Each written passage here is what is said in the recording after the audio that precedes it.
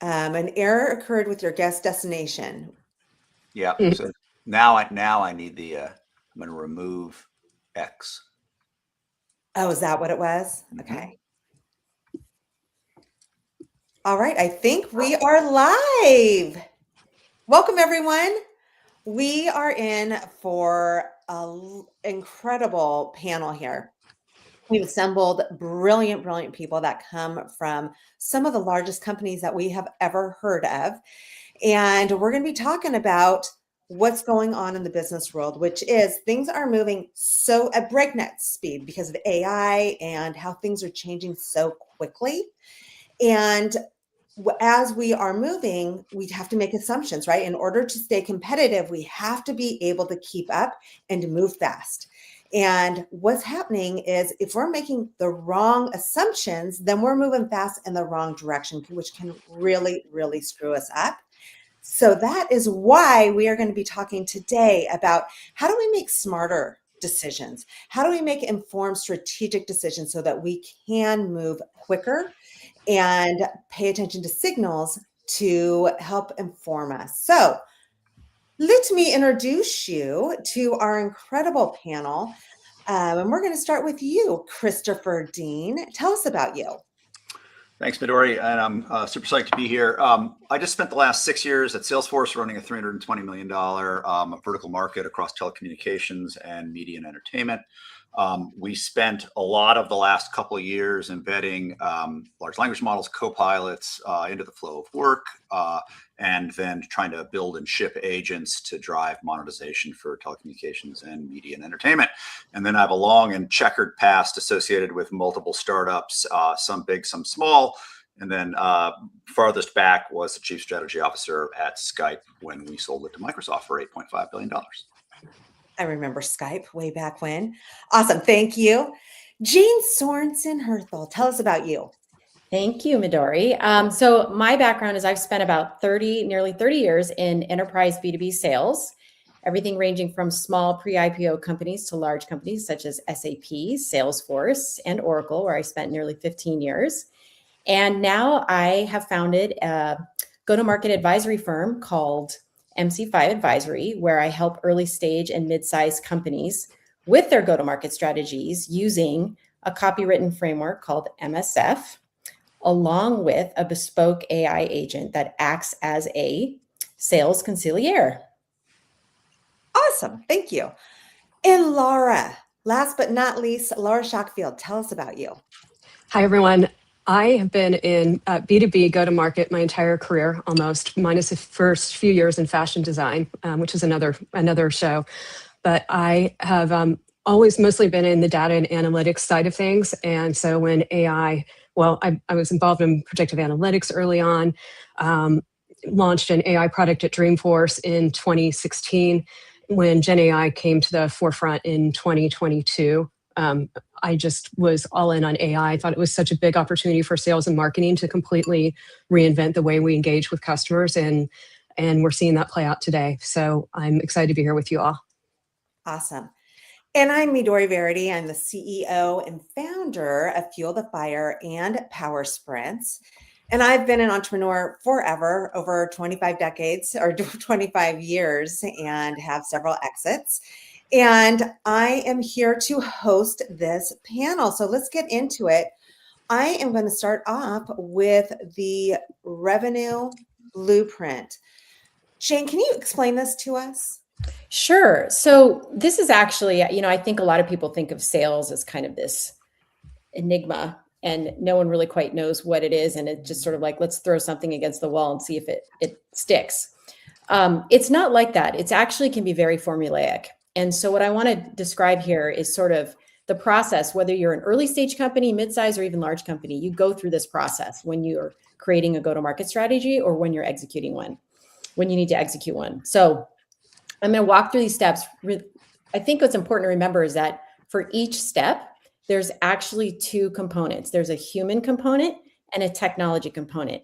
And with the emergence of AI over the last number of years, it's been amazing in terms of like how we can really accelerate some of these different steps and augment what we do. So the first step is to plan. it's important to define a number of things. One, what are you selling? Be clear on that. It's very surprising how a lot of people think that they're selling one thing and it's actually not. Define the value of what that is. So what are you selling? Why is it important? And why is it of value? Who you're selling it to, who can consume that, and then really fundamentally how you're going to execute that. That foundation needs to be laid before you can then move into the subsequent phases, which are design. You need to decide what systems you're going to be using technology wise, and then how big is your team? What kind of people do you need to hire? Implement. How do you train those people to do what you need to do? How do you implement the systems to make sure that they're going to execute what you need to do? Then you execute the system, both from a technology standpoint and then your people. And over time, you need to make sure that you document, observe, and really are clear about what is happening in your environment and when you're interacting with your market. Because then you can then go and measure and then see what the results are, understand the signals, go back and iterate, and then adjust where you need to adjust in the flywheel. Awesome. Thank you. CD or Christopher Dean. When growth stalls, what tells you the constraint is upstream and not a rep problem or campaign problem? Well, I think that it has to do with a fair bit of the planning part, which ultimately is, have we defined the ideal customer profile properly? Do we have a product that meets that customer profile from a value proposition perspective? And as we have sold it to various customers, are they adopting it and growing? So the plan, design, implement, execute, measure, and iterate process doesn't start in a vacuum. It starts someplace. And so in my experience and when I'm working with various companies, I do see these the ideal customer profile changing on a regular basis and people not adhering to the plan. So they are running campaigns and selling and reaching into customers that the product is not well suited for, and or the value proposition isn't applied. So sometimes people will have created a plan, customers and companies will have created a plan, and it won't be actually addressing reality and the reality of what people are trying to sell and the value prop and the product that's there. Thank you. And Laura, can you give us a clear example of a team that's fixing execution when the real issue lived in the plan or design? Sure. There's so many, and we're all guilty of this at some points. But I have a friend who I advise, a CMO actually, who had a head of sales when she joined the company, who said, "Hey, the first thing I need help from you with is I need a sales outreach tool. My sellers are dying over here. They need something. Can you help me figure out what the best tool would be?" And as she very quickly started digging into it, and started talking about why they needed it, right? And always ask why. When you're talking about the flywheel and the playbook, she found out, they said, our requirement is we need a tool that will let us send up to 15,000 emails a day for each individual on our team. And obviously she was just digging into the business. So that was information for her that this team was using the tried and unproven approach of spray and pray. That was and they said, yeah, that's our strategy. That's how we go to market, right? And so they're trying to solve it in a way that was could be destructive for the audience, instead of, actually, what's our plan? Who are we going to target? How do we make sure we're going after that ICP that we plan so hard for? Yeah. So basically, if the plan is wrong, there's no amount of execution that's going to save it. So thank you for that. Let's go into the customer bow tie. Laura, explain this to us. This is your illustration. So tell us about the customer bow tie. Sure. So we're all familiar with the funnel. We all know, I hope everyone on this call is, I'm assuming, very bought into the fact that the funnel is dead. That old idea that you take someone and they're an MQL and you push them through a funnel. John Miller, from the co-founder of Marketo, talks about this a lot, that that MQL model of, hey, we're going to generate this per sales and then hand it over. You look at the conversion point on this bow tie, right? This talks about how you bring people in from the minute they haven't even heard of you, but they're searching in a chat for your, one of the Gen AI tools for your unbranded term, all the way through, they're a customer and you're trying to sell more to them because they're hopefully a happy customer. But in the past, we thought of this as this linear process. Oh, here they are. They went to a webinar and now they've become an MQL and we're going to hand that MQL over and watch it just flow beautifully through the funnel. And that doesn't work. And even this bow tie is a tough illustration because it's just more, so much more dynamic than this.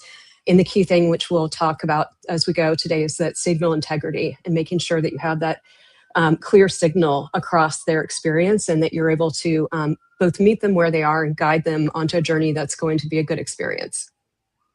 Thank you for explaining that. CD, what signals from this flywheel are most commonly misread or ignored? Well, I think that a lot of this comes down to again, sales and a sales engagement process and a weekly process, which is I look at the conversion a lot of times and think about, are people forecasting accurately, and do people actually have closed plans, and are things closing out into ultimately turning into a customer? So there's been a major change that's happened over the last 10 years. Most of your customers are searching on their own and using data on their own. And like 72% of all enterprise customers actually do all of that work up front before ever wanting to engage with a rep. So just understanding that it's a new way that you have to engage with customers through this bow tie or the classic funnel, and then are those actually converting into customers on a timely basis, on a forecast basis. And then from that point, it's really watching and understanding the adoption and the onboarding and the adoption. And are you seeing growth across the various elements of your service? I've been in at least 3 or 4 different companies where if you've got a spectrum of features and functions, and it's typically 1 or 2 that the vast majority of customers are engaged with and using. And typically there's a fair bit of hope associated with, we want people to be using and engaging with these more advanced features and functions, because that's just going to improve the importance of the service and hopefully reduce the potential likelihood of churn, and then ultimately grow to expansion. So I think a lot of customers, a lot of businesses aren't paying enough attention once you've got the customer onto the onboarding, the adoption, and the exact profile of the usage, and then ultimately into the net revenue expansion part of that. Okay, thank you. And Jane, we know that feedback is so critical in a business. So what happens when feedback from adoption or expansion never makes it back into the planning? What do we see? Well, I think you see the business stall. I mean, it starts to slow down. I mean, you're all about velocity, right? And trying to increase the pace by which you can get revenue. And when you look at the backside of this bow tie and you look at the adoption and expansion, I mean, really, expansion is another revenue motion, right? So if you're not like taking good care of your customers and making sure that you're listening to the signal, as Laura says, right? That they're happy, that they're getting value from what they've consumed, and really understanding where their needs are next, right? And identifying that and having that as part of your plan. And another motion, right, that you can take through the flywheel. It's really important to make sure that that happens and that you're able to do that. So. All right, thank you. Okay, let's move into alignment at the design level. So this is where we're talking about product, sales, marketing, and getting them all aligned. So Laura, I'm going to you. Where does alignment, actually, let me move this. Where does alignment actually break between functions or between phases? Well, I mean, one of the most important things is the alignment starts at the planning phase, right? Every organization needs to manage to OKRs or a VP2 MOM. and they need to, they agree on the plan at the beginning, but one of the problems too is that they don't measure to it continuously, and they don't then go back and regularly align to it. That's one of the biggest things that that we see in terms of the breakage and alignment. As a go-to-market leader, I've seen a lot of that alignment break. I actually think with the age of AI that we're in, alignment between sales and marketing is becoming closer than ever. But I've certainly in my career seen a lot of the breakage between the two. But today, I think we have an incredible opportunity to be tighter partners than we ever have been, because it's hard to tell where one motion ends. When marketing is picking up a signal, but that signal triggers an automation from a seller's email, and the seller is going to follow up, but they want to know the date of that signal and was it fresh and can they trust it? Where did it come from? That alignment between sales and marketing, I think, has always been so important, and it is just served up on a platter for us right now. Awesome. Thank you. Jane, why do alignment efforts fail when teams try to solve them and execute instead of design?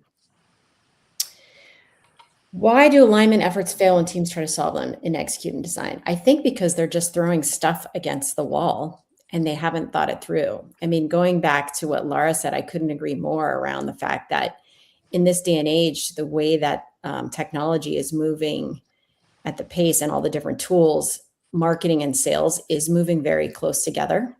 They're almost intertwinable in terms of what's needed. And if you're not sensitive to really what is happening at that exact moment, and it's not planned accordingly, it's just a recipe for disaster.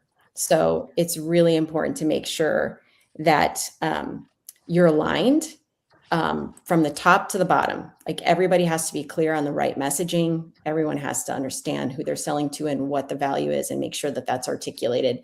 And it has to be coded into the systems as well too that you're using. So everything has to be aligned. And I've seen that with my teams that I work with, where I typically work with the sales teams. But when we bring in the marketing and they're talking together and they're doing it live and they're adjusting right then and they're answering each other's questions. And so marketing's listening to what sales is saying, what their challenges are, what their customers are saying.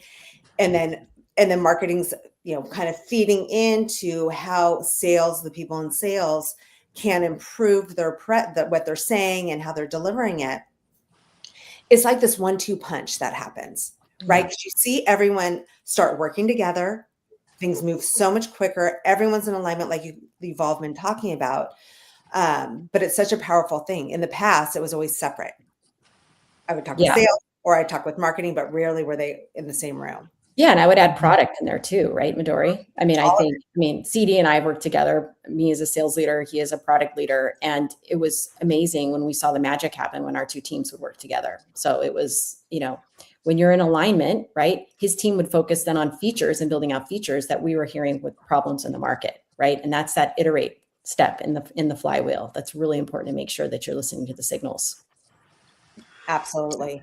And hey, Midori, just to layer on to that, I think if we frame this in the context of a small and medium business, I'm advising a smaller travel technology company right now, and what I hear is in many instances in a small business, people are under-resourced. So there's a fair bit of hair on fire reaction, and there really lacks that I think a strong plan, and where you believe you've got alignment, but actually you don't. And so what happens is people act opportunistically to drive revenue, and that means all of a sudden that they are moving off a plan, and they may not be targeting the ideal customer with the right value proposition. So I see that a lot, and the company that I'm advising right now actually doesn't have marketing resources. They have an outsourced marketing organization, and they've got some sales resources. So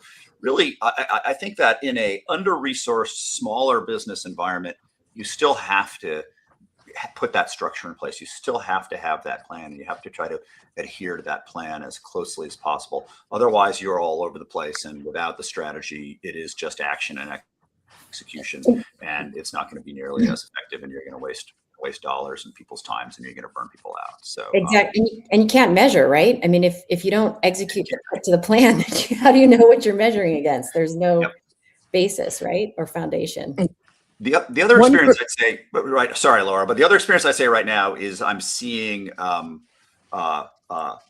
a need for or the opportunity with the right technology and AI and infrastructure for a faster feedback loop in terms of product iteration. It's all a function of how fast product can ultimately react to the feedback. But rather than have it be, let's meet quarterly with the product and the solution engineer, with the sales and the solutions engineers to get feedback on what the product does well or what it doesn't do well, you can have that be a continuous cycle now and have these features being fed in and do a better job potentially prioritizing that. It still doesn't mean that you may be able, and you probably can execute faster today with if it's software and a couple other things, and you've got more rapid AI prototyping and coding tools, so you're going to be able to react more quickly. But I think you have a need to do that. Sorry, Laura, I didn't mean to cut you off. No, it's the one group we haven't talked about here is customer success and support, right? But then engagement with the customer, they're such a front line to those customers. And I bet you all have had times where you sit with a sales leader, and the biggest complaint one of my sales leaders partner used to complain about was that if I could just know when a customer was unhappy instead of finding out that they were unhappy 2 weeks ago, and then I call into them or my team member calls into them, and we get the brunt of it, right? And how did we not know? And that sounds like a simple thing. Connect make sure your CRM is updated and your systems talk to each other. But there are so many signals along the way that need to be integrated, and you need to continuously get that information, right? So you're feeding it to people, and you're not feeding it, they're hearing it in real time. Yeah, because it's often dated, right? I mean, it was exactly. I could have known that like last month or last week when I was talking to the customer, right? So Right. that would have been good to know. Thanks, marketing. Yeah, I've been there. It's all good. Very true. So I want to, Christopher, you had mentioned, if it's a lean team, they don't have a lot of resources. Where would you say they should be concentrating? If it's a smaller company, maybe they haven't gotten funded. Maybe they're just self-funding at that moment, right? That's how so many of us start. With knowing that everything's moving so fast and they're trying to compete with the big dogs, where would you say they should really be putting in their limited amount of resources? I think that they, if we're starting at the point where we're establishing more of a structured plan, the way we're talking about here, it's unpacking the existing customers, why they've purchased, and what value they're getting out of it, and then how they can turn that into a repeatable model. And it's really just being very clear on what you're selling, why you're selling it, and the value of it today, and then figuring out how you can do that and as much of a grassroots word of mouth effort to get in front of additional likely customers. Okay. So since I have you all here and we are doing really well on time, I want to dive more into that. That's something that I hear a lot is when it comes to, you're getting ready to launch, maybe you have a new product. Where should they be, kind of the grassroots marketing? What are you seeing works? I hear about Product Hunt and some other things. Any? I know we're going off script right now, but any advice here? I've led more product launches than I can count, and but my most recent experience with big product launches was Intel, so it's a little different. We launched one product a year, and it took a whole year to get ready for the launch. So there wasn't a lot of there. We definitely had some grassroots efforts, but there was. You have to be so precise when you have one launch a year, and that's everything that happens. But we were talking about this last night at a CMO dinner I attended about how, the question was, is a lot of people kept coming back to Reddit and asking, is our whole fate as marketing and sales leaders down to Reddit? And, that's where people are getting their information now. And that's what feeds answers in the Gen AI tools. And, we're in trouble if that's the way the whole world is operating now. And so anyway, the thing I kept hearing and thinking from my experience is and I'm a big proponent of AI and signal-driven growth engines, all the tech. And I also never found a way in B2B that it's about the human, it's about the community. And I think ultimately any grassroots movement comes down to that. How do you ignite a movement? How do you get people excited? And, am I going to look at something if someone sends me an email and I've never heard of it? No way. But if Jane tells me she started using it last week, in fact, we had that experience a couple of weeks ago. You said, "Hey, have you heard of this new tool?" And I said, "No, I haven't, but I'm going to go." I pretty much was ready to sign up the next day. I didn't because I realized I had the tool, But my point is, there is just so much. But in B2B, it comes down to community, peer referral, and that kind of trusted authority. Yeah, I would agree. More than ever now, right? Mm-hmm. That's what we're seeing, especially in sales. So, Yeah. so like Reddit, G2, Product Hunt, these others are all powering that where you and I can go and do research on our own first, and have a community comment on the service or the product before we engage with the company. So I think that's a big part of it. You've got to take advantage of those channels. There are also other. Are there potential? If you go back to with a limited set of resources, what a companies need to do. It's like, are there channel partners for you as well? So I've been working with these things called group purchasing organizations recently, and the GPOs. They started in the healthcare and the medtech and the bio market, but they've got them for consulting services and a variety of other field services. So trying to build leverage through some kind of distribution is a very helpful place for a company to begin to grow, because you're going to find customers that are similar there, and they can that organization can help with the word of mouth. I agree with that. And I'll add on to that too, CD. I think that's a great point to bring up. And just to follow on what Laura said, it's all about credibility, right? And if your friend is using it, right, in the consumer market, if another company is using it in the B2B market, if a partner recommends it that you trust, right, those are all very powerful signals that you need to make sure that you're curating when you're going after a market. And those are all, I like to talk about in my process a buyer ecosystem. When you have a buyer ecosystem and you have all these different touch points of what, who you interact with or who your customer interacts with, you need to be very well aware of what those are.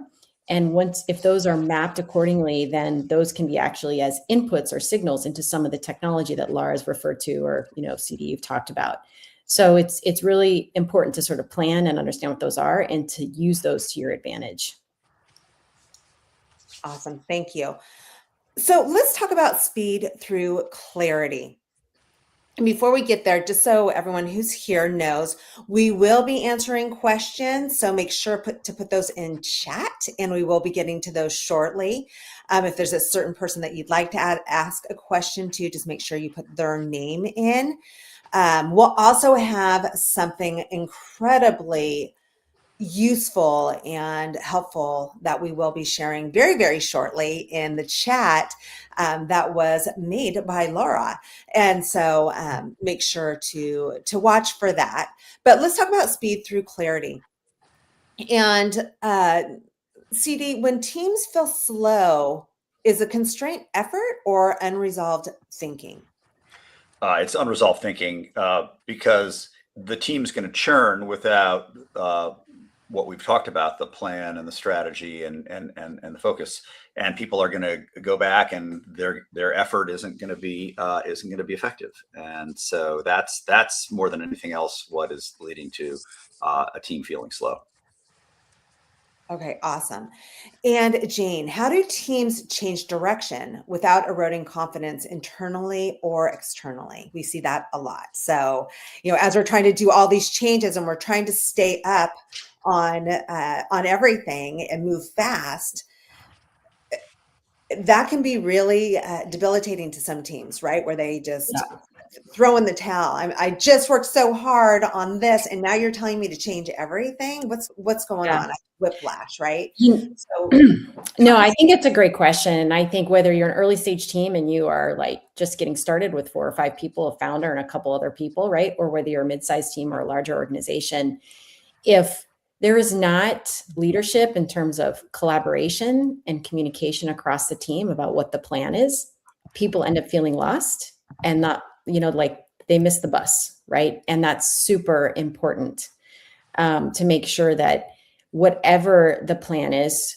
that people feel like they're part of the team, that they were part of making it, and that they all understand why they're doing what they're doing.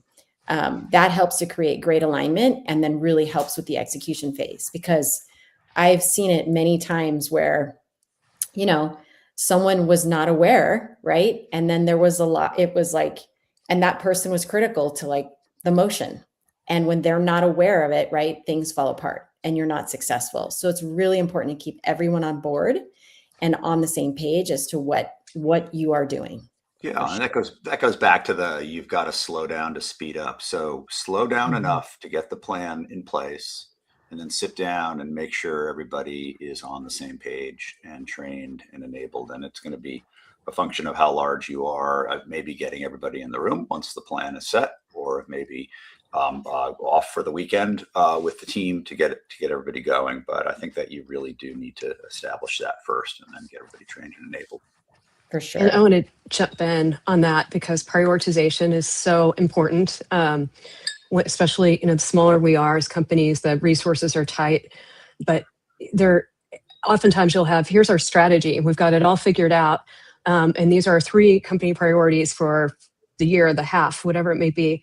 And then when it comes to decision time and you've got 8 different leaders who want to send out their message for their business over email, or they want their event at this time, no one has agreed on who, and I've seen this in so many businesses, people don't agree on what's the real prioritization. If Jane and I are going head to head and we want to reach out to our customer, which one of our business units is the priority for the business, or CD, right? You have to be willing to state as a company that, we are going to be in this market in this way, but this is our primary. And this is a forcing function for us, because as a small company or mid-sized company, no one actually has resource to waste. It's just prioritization is something I see that doesn't happen a lot. Yeah. And it gets more complicated even in larger companies, right? With multiple products that are sold across multiple organizations, and getting that singular message or that singular cohesive strategy across a single account with multiple products is just as important as when you're an early stage company, right? And you're trying to figure out where you're going to go in the first place. Yeah. And I want to go back to what Laura was saying earlier in one of the bow tie diagrams, and talking about signal integrity more than anything else. So what I see a lot, at least when we're smaller and earlier, is you've got an individual that has strong force of character and vision behind the business or the product or the service, and they believe that it is this, and these are the customers, and this is the value that we are delivering, that our product is delivering, and that's a hypothesis. and you go into the market with it, with your playbooks and your plans and your sales efforts and your marketing efforts, and you've got to get that feedback loop to see whether that hypothesis is actually reality. and you can hear some people in the team be grumpy, saying, oh, actually, that's not what's happening. And so this is super important. Let's get the plan down. If it's a hypothesis, let's get it down. Let's understand what it's going to take to validate that hypothesis and to get that feedback off the product, off the customers, off the channel, so we can adjust midstream. And it's not an annual thing at that point. It's a quarterly thing, or it's every 6 months that we need to make adjustments based on what's actually happening in the field with sales, with adoption, with expansion. And are you seeing that, before we do the quarterly meetings or biannual meetings, now that things are moving so fast, Are you suggesting to your clients to maybe meet more often to stay on top of it and make sure they're not missing anything, any of the signals? Because things change so quick now. I can take that, but yes, and at the same time, I worry that again, back to the hair on fire, everything is moving so quickly, and we've got to make changes. Maybe you need to make minor tweaks, and maybe you need to make minor adjustments. But you need to be able to get a signal that says, "Hey, this is working well for us. What needs to be optimized or shifted slightly? Let's do a little adjustment to the steering wheel or the tiller, not do a 180." Now, if you're getting feedback and things aren't selling and customers aren't adopting, then maybe you need to do a bigger course adjustment. But it's minor course adjustments once you've taken the time with the plan. Can I add something to that too? I totally agree with you, CD. I think it's interesting because you talk about adjusting the plan based on well, how much do you tweak it? It also varies by size of company too, because I think your larger companies, you've got such a volume, right, of people out there trying to sell, and you'll get a signal faster, right? Like you're losing deals or your win rate's not happening, or all that kind of thing. And I think you're able to kind of make an assessment quicker with the throughput, right? With more throughput and more data, more signal. But on an early stage company, when you're just trying to get going, you're going to have to take sort of the earlier signals, like lead conversion. Are my leads converting in opportunities? Then if they're not, and it's decreasing, then how do I actually adjust? Is it my messaging, right? Or is it my ICP? Like what is exactly is it? But you need to start looking at those signals a lot earlier, right, in the cycle, and really identifying, and then maybe making some major shifts. Yeah. And that's the value that I think a small business has, which is in an enterprise or a medium business, it's much harder to put sales, marketing, and product in a room and make a change. But so where you might have fewer resources in a small environment, you can put everybody in that room, you can make those decisions, and you can be more agile in a smaller business if you've got the signal and you can adjust the plan. Absolutely. So I do want to bring us back to one thing on the left side of the bow tie. We don't need to put it up, but the bottom left, we talk about human judgment, right? And the human part of this, we haven't talked about change management today, but many people are terrified for their jobs because of AI and other reasons. Just companies are just tightening and tightening. So you've got a workforce that's largely scared. You've got people who are doing more with less constantly, right? And I think we have to be really mindful as leaders to ensure that I mentioned prioritization earlier. It's one of the greatest gifts that we can give to our teams. But also really thinking about not just the prioritization within choices we make in the business, but within workload, right? So I grew up, my first 8 years of my career were at Oracle long ago, and they were so innovative, and you would have an idea and you just go and do it and continue to fail fast was the environment back then. And I knew that I had the space to do that, and I knew that I would be supported as long as I learned and move forward. Today, there is opportunity to fail really fast and learn constantly with the signals that we get. But we need to create a culture for our team members that says that, that they can do that they're going to have our support, and that, by the way, we're going to put them into positions to be successful. So if that next big thing is huge and you feel like you have to do it now, but it's just going to crush your team, figure out a way to give them some space. I think the people are the thing that get forgotten so much in this world we're in. So how do you create culture? I hear this all the time, right? It's the culture of the company. You have to have it. And this is our culture. But how do you really create a culture where it's consistent and you're hiring the right people that fit with the culture and it's being iterated throughout everything that you do? What's been your experience with that when you've worked for a company where they really have it down? There are so many examples that come to mind where I think that, this company nailed it. But it's funny because a company where I worked, where I just felt so attached and a part of the community. And in fact, this is where I learned brand and how to do brand. But the brand experience for the company was second to none. And who would ever think that a brand experience, and believe me, I don't attribute it all to a brand experience, but he was the brand leader at this company, Click. This was long ago, but he was so in tune. He was very close to the CEO, the founder. He was so in tune with the company that he was really able to translate, and he understood that brand was not just something that is, your logo out in the market, but it was every experience that an employee has at a company. So my first week at the company, we were flown to Sweden to go, and everyone had to know how to create an app before we left for the week. We had to do, pitch competitions. We had the whole Swedish experience because they'd been founded there. But there's really, they really worked hard to indoctrinate us into the culture. And it was this entire immersive experience. So at company level, there's a lot that can be done there. And then I just want to reinforce too, as a leader, when you talk about culture within your teams and your organizations, I think it comes down to setting the authenticity and the vulnerability. We don't need to be overly vulnerable, but people need to know that, you're human just as much as they are. And when they make a mistake, that you've been there too. So those are the things I think about when I think about that culture and the experience. I love that you, excuse me, I love that that company immersed you in the culture. I think that's really actually quite unique. I mean, that's really neat.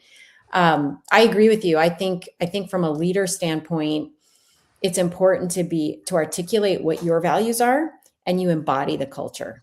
If you don't embody the culture and act out the culture, it's very hard for the people that work for you to follow suit. And I think it's so important that you exemplify that. So that's my thoughts. I'll pull a card out of Salesforce and having just lived there for 6 years, it's just having these core values, which is trust, customer success, innovation, diversity, sustainability. That winds its way through everything that the company does, and bringing it back to a V2 MOM, which is vision, values, methods, obstacles, and measures. Which is, there's nothing that happens in Salesforce without having it on a V2 MOM on an annual basis. It's the same process as OKRs over at Google and others. So those two core pieces, the values and then the V2 MOM process, build the culture at Salesforce. And in the values, trust and customer success and innovation lead to everything. So thinking about those two processes can help establish a really good culture and a really strong culture. Awesome. Thank you. We have a question here before we jump into the next segment. Donna Galloway, regarding Midori's culture question, springing off Midori's last question, what is one of the hardest cultural shifts teams struggle with when moving from linear funnels to a shared GTM flywheel? Midori mentioned culture. When you're hiring for a GTM sales team, what are the most important qualities to look for in potential new hires? She goes on, but I want to start with that first. I'll take the GTM question. But I think the thing they struggle with the most is actually I mentioned the MQL conversation and the marketing automation platforms that created this culture of, we have a sales and marketing partnership. Marketing is going to sign up to deliver X number of MQLs, and sales will commit, to convert, they'll be of this quality that they'll be sales accepted. And then marketing is going to contribute X% of the pipeline or influence it, right? And sales is going to do the rest of it. But that whole thing has been broken for a long time. And that whole MQL handoff situation created a great divide between sales and marketing when people thought that it was there to create a partnership. And it's weird because I think sometimes you hang on to things that didn't work because there's a little bit of just comfort in the discomfort. So I think teams do kind of struggle with, well, if we're not measuring MQLs, and especially in the marketing side, if we're not measuring MQLs, how can I prove that what I did added value? How can I say that as a marketing leader, I added this? And how do I make sure, there's this idea of, well, sales is going to get the credit because they were the ones who, they were in it with the customer but we are really engaged throughout it, not just, to hand off a lead, but throughout that process. So it's really important to define what does success look like for you now.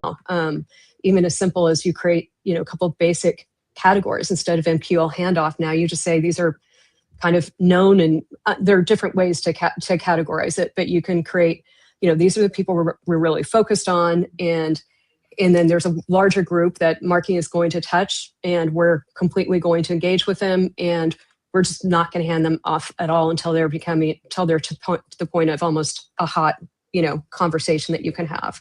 Anyway, I think that GTM MQL is a real point of discomfort for teams today, and there's not a standard that's been set. I've talked to at the CMO dinner. This was a big topic last night, and everyone's kind of working to figure this out.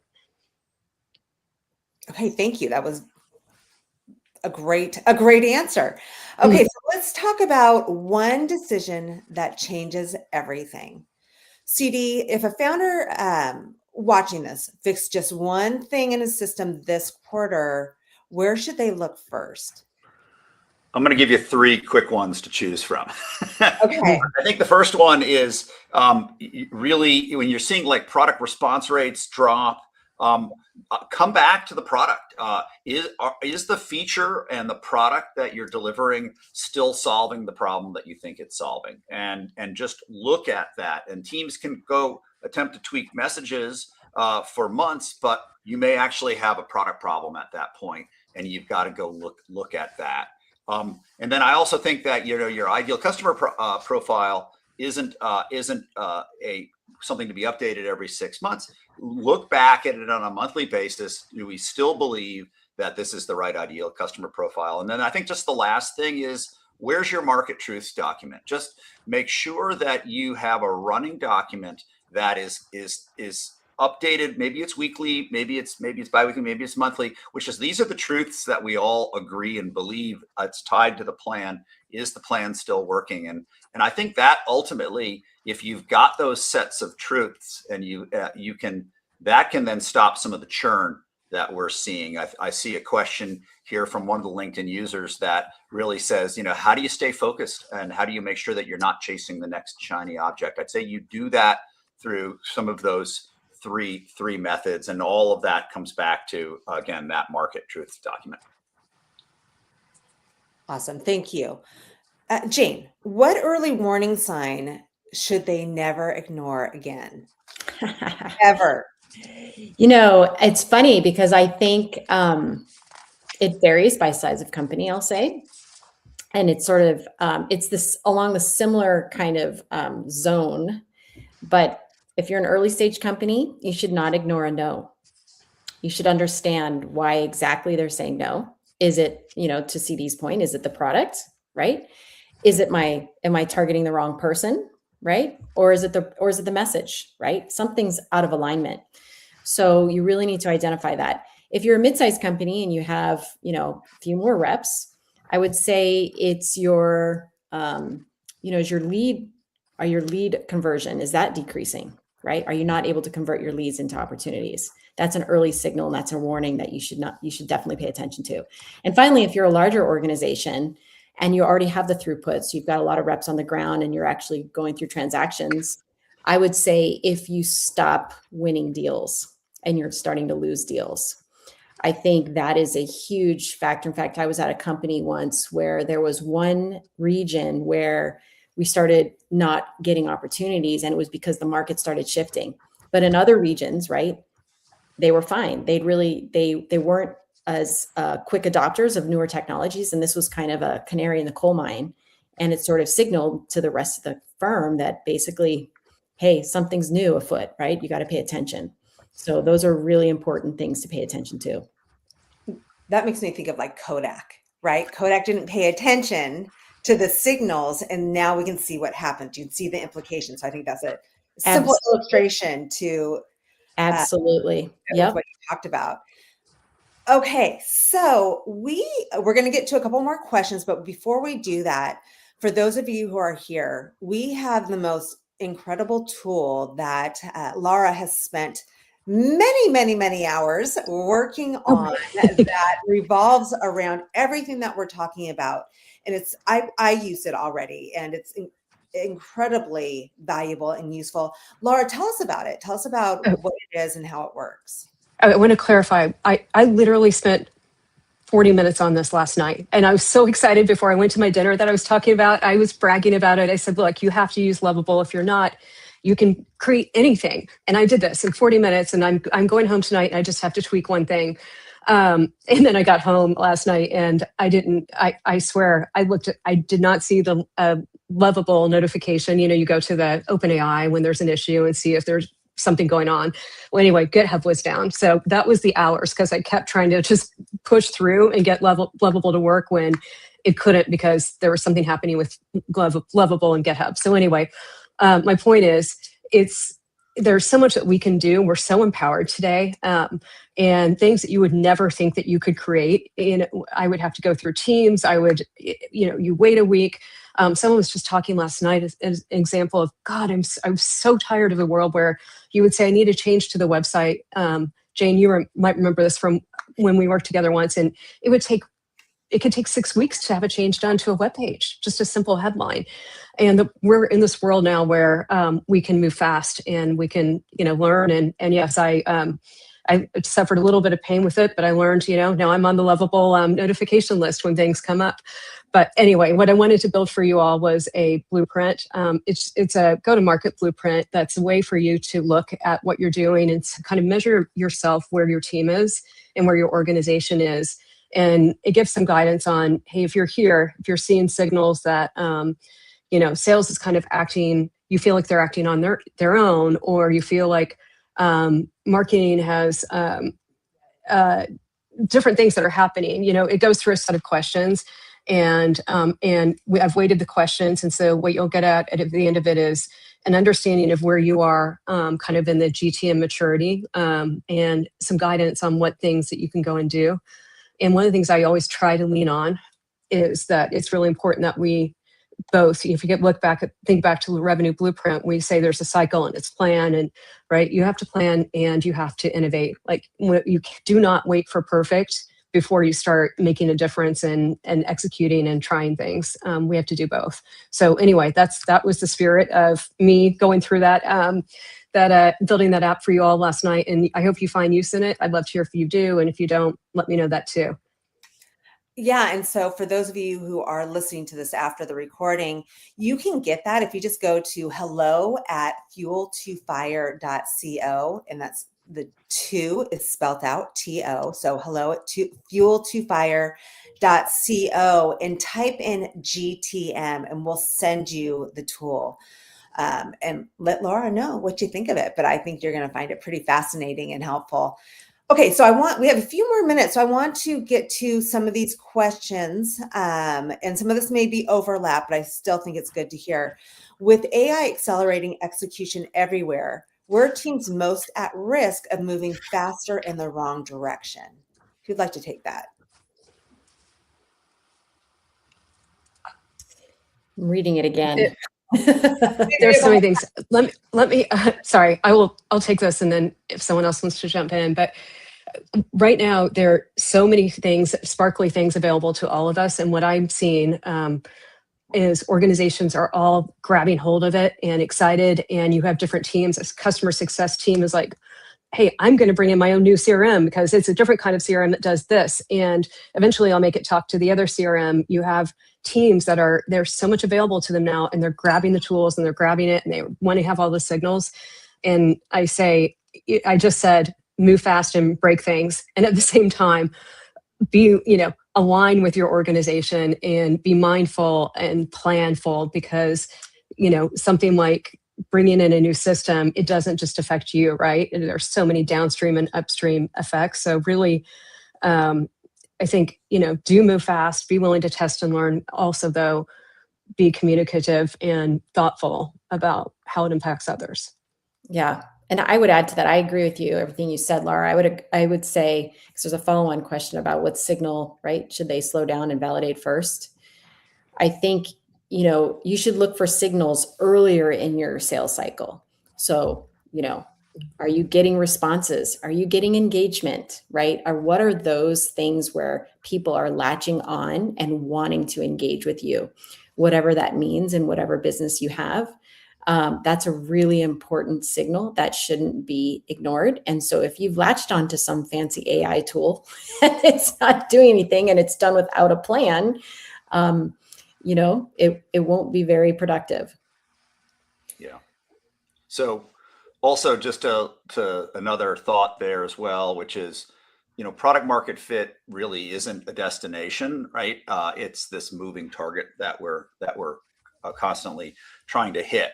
So you may think you have it, but it may be moving, and you need to keep on shooting and have that fit within the plan as best you can. I'm not being particularly articulate there, but I really think it isn't just a destination, it's a moving target. So keep on that, and as things move more quickly, don't lose focus. That it's like and get that fast feedback loop going, so that you can adjust as needed. It's that iterate part, right, CD? Absolutely. Awesome. Thank you all for being here and sharing your years of wisdom with the audience. This has been incredible. I'd like to share where they can get a hold of you if they want to chat with you and learn more about you, or just to connect. CD, where's the best place for them to go? Yep, my contact information is all up on LinkedIn, in my email and my mobile, so you can reach me there. Okay. And Jane, where can they reach you? Yeah, my contact information, feel free to reach out to me on LinkedIn. Would love to hear from you. So. All right, perfect. And Laura, same thing, LinkedIn? If this isn't an ad for LinkedIn, yes, it's all there. Reach out. Perfect. We also have a new Slack community. So if you want to continue this conversation, if you have other questions that maybe you didn't feel comfortable posting here, come chat with us there, and we'll be happy to answer those questions. And if you have something to add to this, we'd love to see that as well. So anyway, thank you everyone for being here. Once again, if you would like to get a hold of Laura's incredible GTM tool, just go to hello@fuel2fire.co, type in GTM, and we will send that on over to you. Thanks everyone for being here, and have a fabulous day. Thank you. Thank you all. Thank you.